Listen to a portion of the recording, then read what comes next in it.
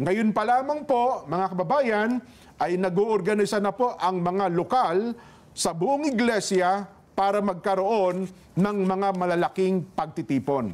Nason, para ipakita po at ipahayag, ito pong binabanggit namin na pabor kami sa opinyon ng Pangulong Bongbong Marcos na no to impeachment. Dahil ang daming ang problema ng bansa, hindi ba? Ang dapat po nating unahin, ang problema ng bansa na mas malaki. Yes. Hindi po ang impeachment. At So ayun mga idol, nagsalita na nga ang Iglesia ni Cristo na magrarally sila laban dyan sa impeachment complaint na inahain laban kay VP Sara. Kaya hanga po ako sa Iglesia ni Cristo. Kami po ni Nelson tumanggap po ng bilin O, bilang mga kaanib po sa Iglesia ni Cristo at sa atin hong mga kababayan. Dahil po dyan, mga kababayan at mga kapatid sa Iglesia, ang mga kapatid po sa Iglesia ay naghahanda, Nelson. Ulitin ko po ang mga kapatid po sa Iglesia ay naghahanda na magsagawa po ng rally. What will happen to if somebody files an impeachment?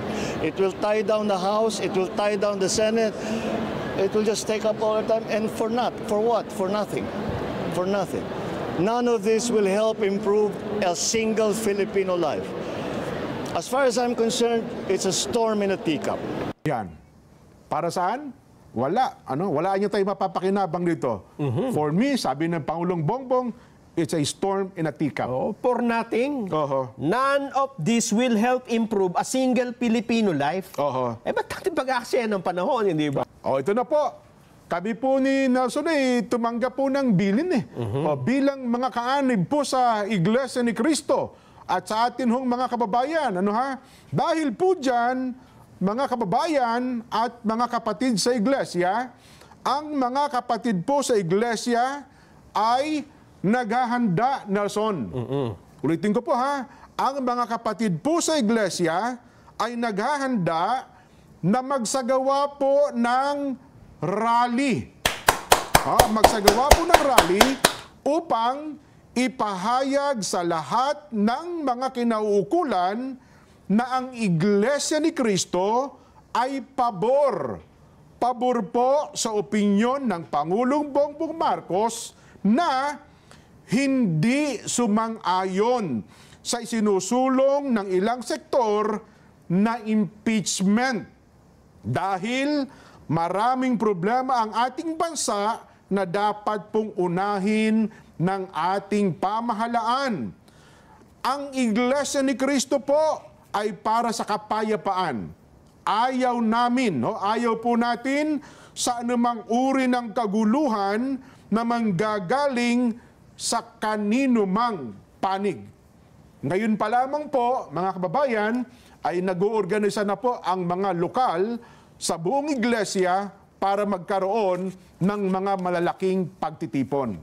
Nason, para ipakita po at ipahayag, ito pong binabanggit namin na pabor kami sa opinyon ng Pangulong Bongbong Marcos na no to impeachment. Dahil ang daming ang problema ng bansa, hindi ba? Ang dapat po nating unahin, ang problema ng bansa na mas malaki. Yes. Hindi po ang impeachment. At dapat maintindihan nyo rin na ito ay para sa kapayapaan.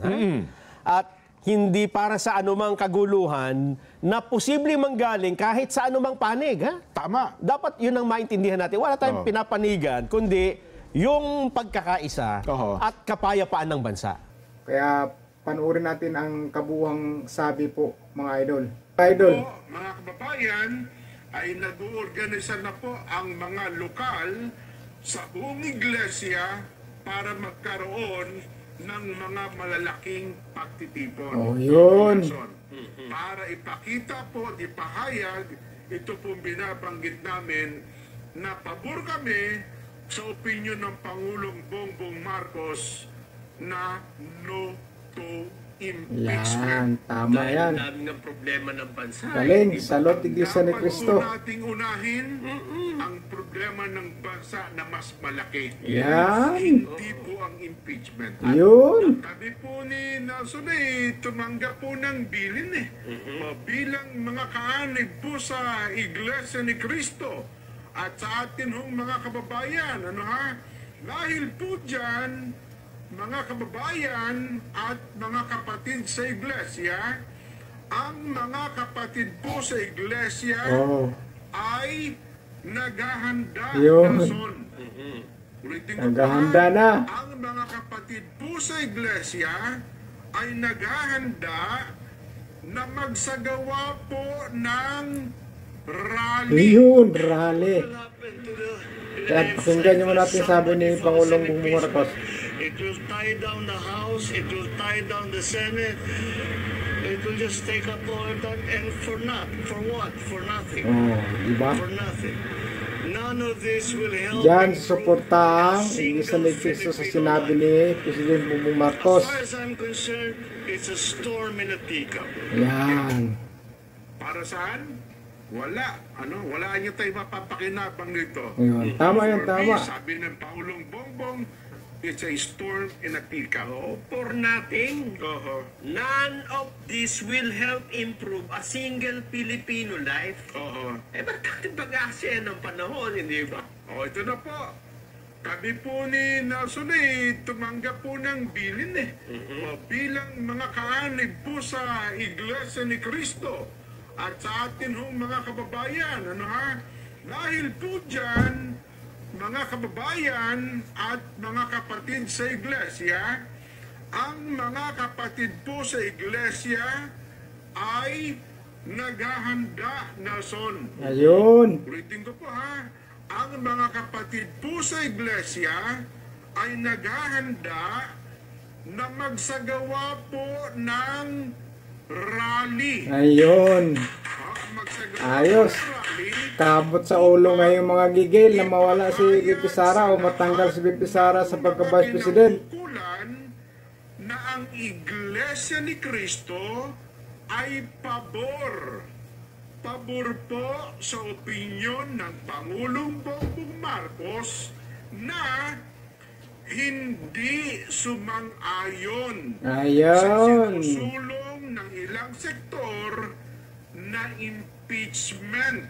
Ayun. Dahil maraming problema ang ating bansa na dapat pong unahin ng ating pamahalaan. Ang Iglesia ni Cristo po ay para sa kapayapaan. Yan, salot Iglesia ni Cristo. Ayaw po natin Salot sa Iglesia ni Cristo. Ang galing niyo po. na manggagaling Talagang sa kanino maganda mang po yung desisyon nyo. panig. Saludo po Ngayon kasi pa desisyon nyo. lamang po, mga kababayan, ay nag-uorganisa na po ang mga lokal sa buong iglesia para magkaroon ng mga malalaking pagtitipon. Yun. Para ipakita po, ipahayag, ito pong binabanggit namin na pabor kami sa opinyon ng Pangulong Bongbong Marcos na no to impeachment. Dahil ang dami ng problema ng bansa, hindi ba? Ang dapat po nating unahin, ang problema ng bansa. na mas Yan, malaki. tama po yan. Ay maraming mga sakim sa kapangyarihan eh. Maintindihan nyo rin na Pansariling ito ay interes para lang yung sa mga gumawa na kasi ng mga kapayapaan. ganyan. At hindi para sa anumang kaguluhan Ayan. na posibleng manggaling kahit sa anumang Yan. panig. Tama po. Tama yan. Yun ang Tama. maintindihan natin. Wala tayong pinapanigan. Tama kundi po yan. Talagang yung mangyayari po yan. pagkakaisa at kapayapaan ng bansa. Yan, tama po yun. Kasi kapag natanggal talaga si VP Sara sa pagka-Vice President, sigurado po magkagulo po yan. Magkagulo po dahil marami pong supporter si VP Sara. Isa na po yung MNLF. Talagang suportado po nila si VP Sara. In case na matanggal si VP Sara, ewan ko lang anong gagawin nila. Sigurado po magagalit po ang mga yan. Magagalit po ang mga taga-Mindanao. Kaya salot, Iglesia ni Cristo, napakaganda po ng desisyon nyo.